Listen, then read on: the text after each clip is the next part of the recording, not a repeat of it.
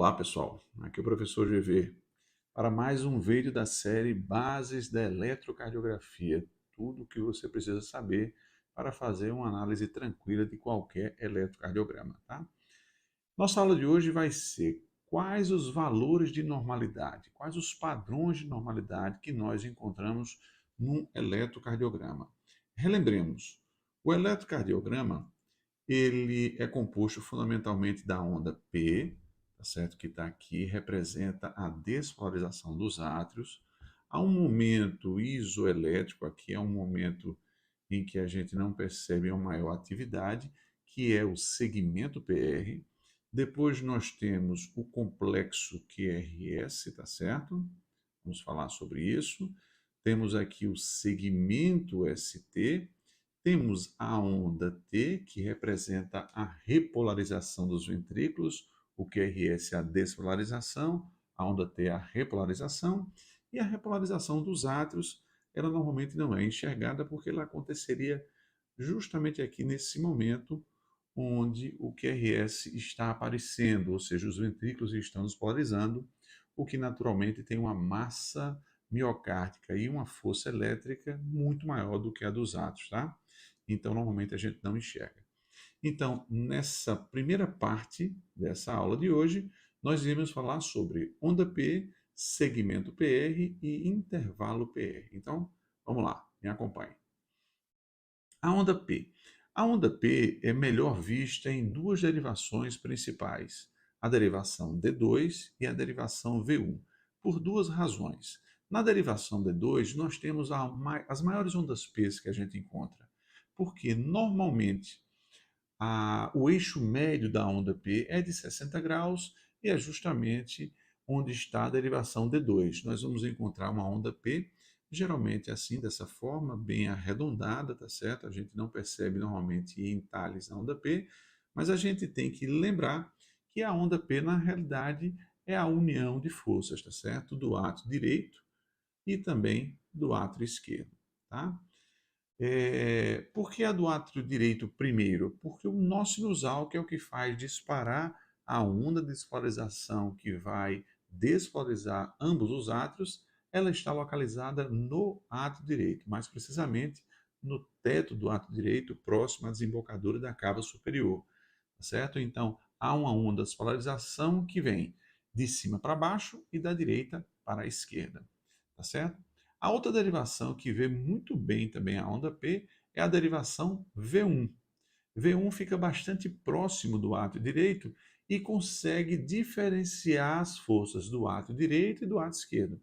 Então, o que é que nós temos? Uma primeira porção positiva, porque o vetor de polarização inicialmente se aproxima de V1, e depois uma porção negativa que reflete o átrio esquerdo, já que o vetor de polarização se distancia desse mesmo V1, tá certo? Então, normalmente, a gente vai ter em V1 uma onda P bifásica, tá certo? A primeira parte positiva, átrio direito, a segunda parte negativa, átrio esquerdo. Bom, então, quais são os limites de normalidade? Uma onda P normal em qualquer derivação tem que ter menos do que 3 quadradinhos de largura, menos do que 3 quadradinhos de altura, ou seja, menos do que 3 milímetros de largura, menos do que 120 milissegundos, e menos do que 3 milímetros de altura, ou seja, menos do que 0,3 milivolt. Isso para qualquer derivação, mas aqui, como eu disse para vocês, particularmente D2 e V1 enxergam muito bem. Um detalhe interessante é que em V1 a porção positiva é ligeiramente maior do que a porção negativa, tá?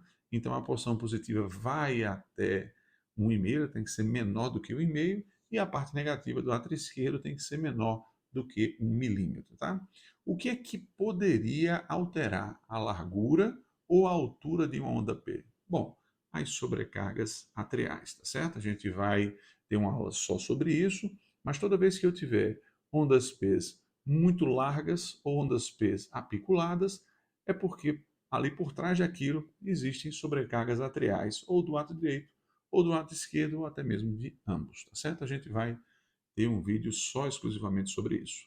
Muito bem, vamos falar agora do segmento PR. O segmento PR é essa linha reta daqui, que une a onda P ao complexo QRS. Observe que ela segue a linha de base, tá certo?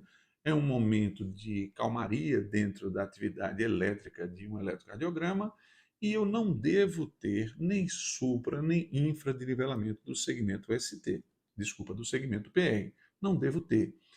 Mas se por acaso eu tiver, o que é que poderia estar por trás disso? Bom, se eu tiver um supranivelamento desse segmento PR, eu vou ter a possibilidade da existência de um infarto atrial. E um infranivelamento desse mesmo segmento PR, nós teremos aí a possibilidade de uma pericardite. Dois achados incomuns, mas que merece a nossa atenção e que a gente saiba disso, tá? O outro segmento é o segmento ST, mas esse vai ficar para outra aula, a gente vai comentar bem direitinho a sua importância, tá certo? Muito bem. Agora, o intervalo PR. Observe, eu falei segmento e agora eu estou falando intervalo. O que é que difere fundamentalmente um segmento de um intervalo? Segmentos são linhas retas e intervalos englobam algum tipo de onda, tá certo? Então, o intervalo PR ele engloba a onda P. Ele vai do início da onda P, aqui, ó, início da onda P, até o início do QRS. Em última análise, ele reflete o tempo que é gasto entre o disparo do nó sinusal até a chegada nas fibras de Purkinje nos ventrículos, tá certo? O que é que nós temos aí no meio? Nós temos basicamente o nó AV, que é uma estação que fisiologicamente promove um retardo do impulso. Esse retardo ele não é provocado à toa, é para dar tempo de haver o enchimento ventricular, haver a contração do átrio, que responde aí por 25, 30% do débito cardíaco, do enchimento ventricular, tá certo? Para que aí então haja a contração dos ventrículos, tá certo? Então essa é a função fisiológica do nó AV.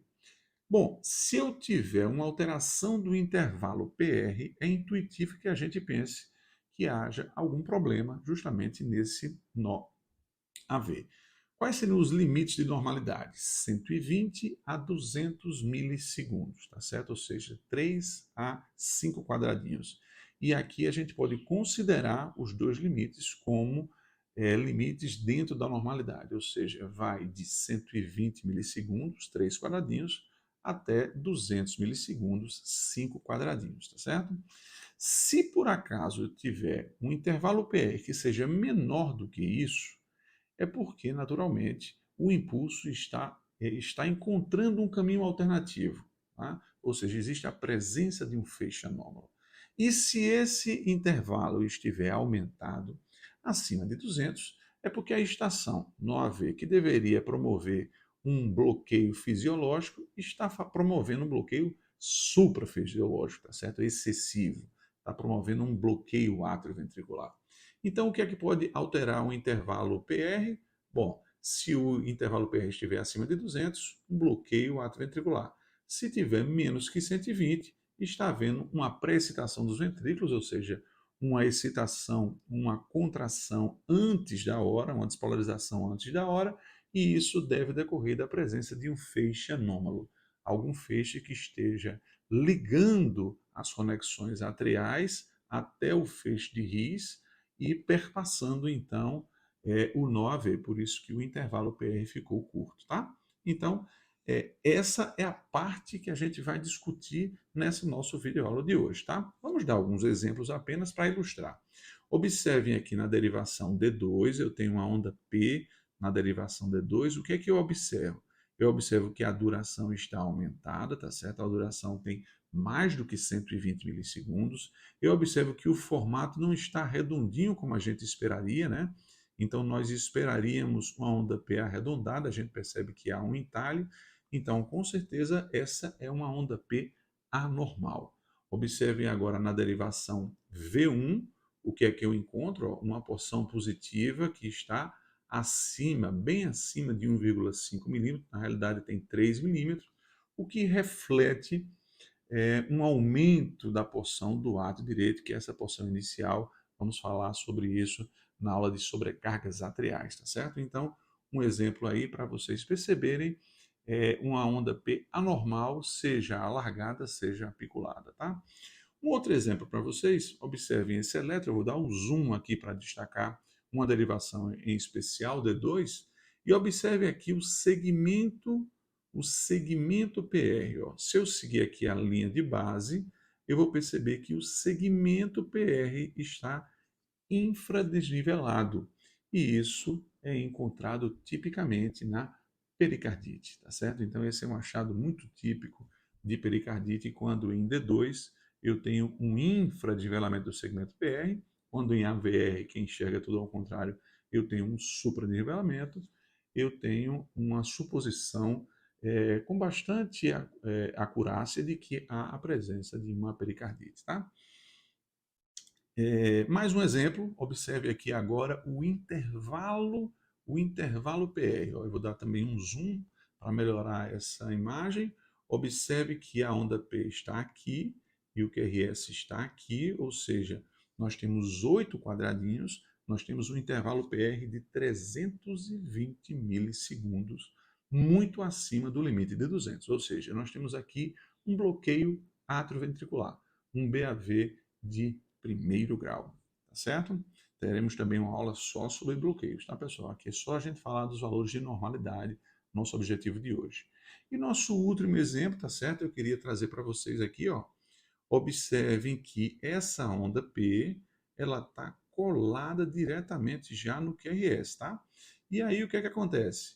Quando eu observo isso, eu vejo que o intervalo PR, ele tem apenas o próprio tamanho da onda P, ou seja, apenas 80 milissegundos.